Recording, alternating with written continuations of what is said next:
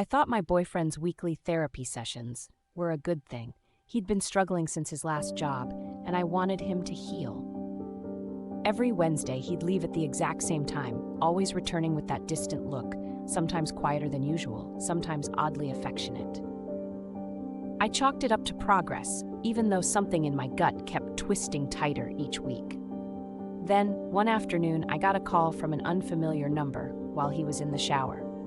The voice on the other end was warm, professional, and utterly oblivious to the earthquake she was about to set off.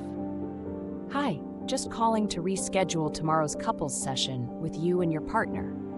I froze. When I asked who she thought she was speaking to, she rattled off my boyfriend's name and then a woman's name I'd never heard before. My mind raced. Had he dragged me into some weird therapy mix-up? Was this some elaborate self-improvement thing? But the therapist kept talking, apologizing for the confusion, and before she hung up, she let slip that they'd been coming in together for months. I waited until he came out of the shower, my heart pounding so loud it drowned out his casual humming.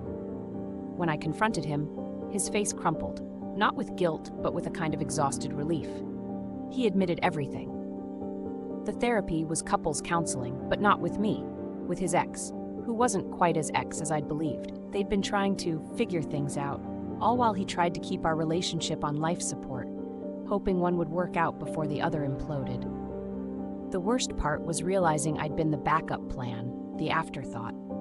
He tried to apologize, but I couldn't even hear him.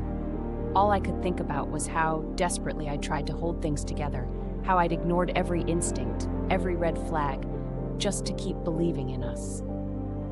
I walked out without looking back, but the real betrayal was how quickly I started wondering if I'd ever be enough for anyone. If maybe the problem wasn't him, but something broken inside me that kept drawing me to people who were never really mine.